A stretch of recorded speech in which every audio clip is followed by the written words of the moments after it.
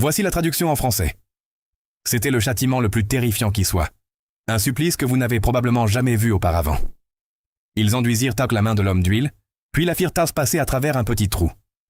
Il hurla de douleur, car le froid glacial à l'extérieur du train transforma sa main en un bloc de glace. Ensuite, ils la tirèrent à l'intérieur et l'écrasèrent avec un énorme marteau. Pendant l'ère glaciaire, les humains ne pouvaient survivre qu'à bord d'un train qui ne s'arrêtait jamais de rouler afin de conserver la chaleur. Les riches vivaient dans les wagons de tête, profitant du luxe et du pouvoir. Pendant ce temps, les pauvres, entassés dans les derniers wagons, se battaient comme des animaux pour obtenir de la nourriture.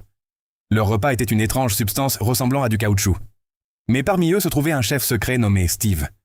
Chaque jour, il récupérait des barils métalliques afin de préparer une rébellion. Ce même jour, des soldats arrivèrent pour distribuer la nourriture. Au moment où les portes automatiques s'ouvrirent, Steve attaqua un soldat. Le soldat pointa immédiatement son arme sur lui, mais son fusil n'avait plus de balles. À cet instant, tous les passagers du dernier wagon se levèrent. Ils bloquèrent les portes avec les barils métalliques et avancèrent de force. En très peu de temps, ils éliminèrent tous les soldats. Ils se dirigèrent ensuite vers la prison où était détenu un expert en électronique. C'était le seul capable d'ouvrir toutes les portes automatiques du train. Sa fille possédait une ouïe extraordinaire et pouvait entendre ce qui se trouvait derrière chaque porte.